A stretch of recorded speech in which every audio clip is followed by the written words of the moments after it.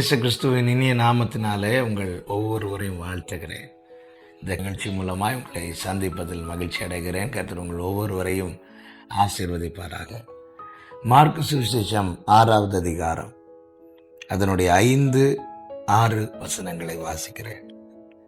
அங்கே அவர் சில நோயாளிகளின் மேல் கைகளை வைத்து அவர்களை குணமாக்கினதே அன்றி வேறொரு அற்புதமும் செய்யக்கூடாமல் அவர்களுடைய அவிசுவாசத்தை குறித்து ஆச்சரியப்பட்டு கிராமங்களிலே சுற்றித் திரிந்து உபதேசம் பண்ணினார்.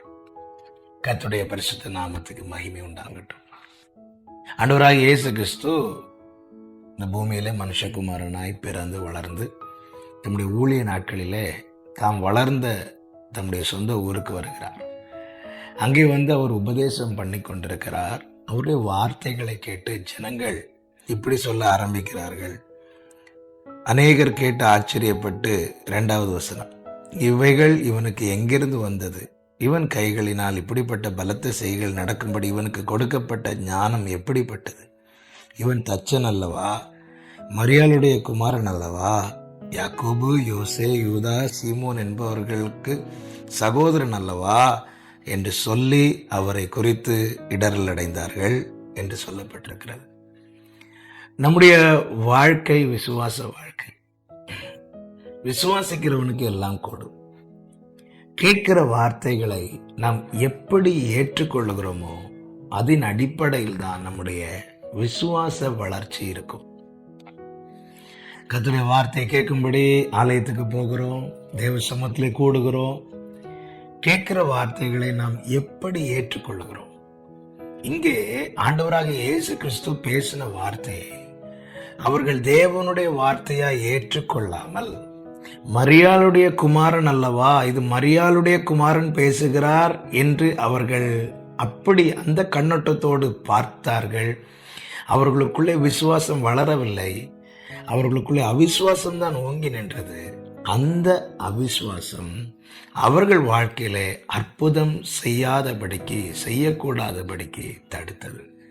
என்னை கேட்கிற அன்பு சகோதரா, சகோதரி, தேவ சமூகத்தில் கூடும்போது பேசப்படுகிற வார்த்தைகளை நாம் எந்த கண்ணோட்டத்தோடு பார்க்கிறோம்? தேவனுடைய வார்த்தைகளாய் நாம் அமர்ந்து கேட்கிறோமா? அல்லது இந்த பாஸ்டர் பேசுகிறார், இன்னார் பேசினார், அப்படி ஒரு மனிதனுடைய வார்த்தைகளாய் நாம் இருந்து கேட்கிறோமா? மனிதர்களுடைய வார்த்தைகளாய் நாம் கேட்கும்போது நமக்குள்ளே ஆச்சரியம் உண்டாகுமே தவிர அற்புதம் நடக்கத்தக்க விசுவாசம் உண்டாகாது. மாறாக கர்த்தாவே சொல்லும், அடியேன் கேட்கிறேன், கர்த்தர் என்னோடு பேசுகிறார், நீங்க பேசுங்கப்பா.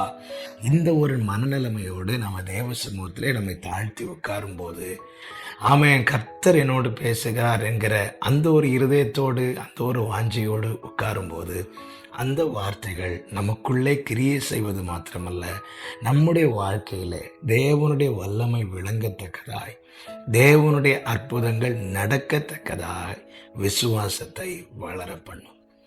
அவிசுவாசம் நம்முடைய வாழ்க்கையிலே அற்புதங்கள் நடக்கக்கூடாதபடிக்கு தடை பண்ணும். ஒவ்வொருவருக்கும் இந்த காலை வேளையிலே அன்பாய் சொல்லுகிற வார்த்தை, தேவ சமூகத்திலே கூடும்போது, ஆண்டவரே, நீங்க இன்னைக்கு என் கூட என்ன பேச போறீங்க? இந்த ஒரு எண்ணத்தோடும் இந்த ஒரு எதிர்பார்ப்போடு தான் இருக்க வேண்டும். ஜனங்கள் இங்கே தம்முடைய சொந்த ஊருக்கு வந்து ஆண்டவராக இயேசு கிறிஸ்து பேசின போது தேவனுடைய வார்த்தைகளாய் பார்க்காமல் மரியாளுடைய குமாரன் பேசுகிறதை கேட்டு ஆச்சரியப்பட்டார்கள். அவர்களுக்குள்ளே விசுவாசம் வளரவில்லை.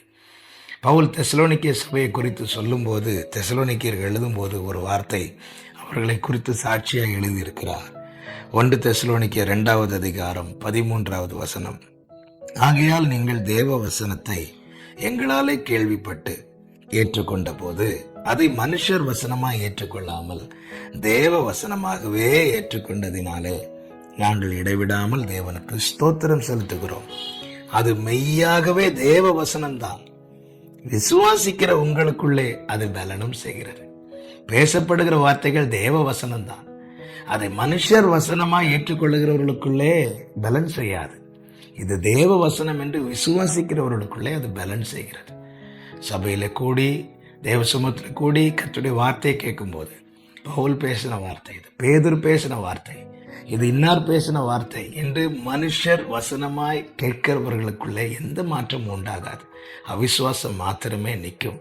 அவர்களுக்குள்ளே எந்த தேவனுடைய கிரியையும் நடக்காது. மாறாக இது தேவனுடைய வார்த்தை என்று கேட்கிறவர்களுக்குள்ளே, அப்படி விசுவாசிக்கிறவர்களுக்குள்ளே அது பலன் செய்கிறது. விசுவாசம் வளர கர்த்தருடைய சத்தத்தை கர்த்தருடைய வார்த்தையாகவே கேட்போம். இது தேவன் என்னோடு பேசுகிறார். இந்த ஒரு மனநிலைமையோடு தாழ்மையோடு தேவ சமூகத்தில் இருந்து கேட்போம். வார்த்தை கிரியை செய்யும், வல்லமை வெளிப்படும். அவிசுவாசம் நீங்கட்டும். அவிசுவாசம் அற்புதத்தை தடுக்கும். எத்தனையோ செய்திகளை கேட்கிறோம். ஆமென். கேட்கிற வார்த்தைகள் நமக்குள்ளே கிரியை செய்கிறதா என்பதை சிந்தித்து பார்ப்போம். அப்படி இல்லை என்றால் நம்மை தாழ்த்தி விட்டு கொடுப்போம். கர்த்தர் பெரிய காரியங்களை செய்வாராக. இரக்கமுள்ள தேவனே, பரிசுத்த பிதாவே, நீர் அருளிய வார்த்தைகளை நாங்கள் தேவ வசனமாகவே ஏற்றுக்கொள்ள எங்களுக்கு கிருபை செய்யும். ஆண்டவரே, அவிசுவாசம் ஆண்டவரே அற்புதத்தை தடுக்கிறது.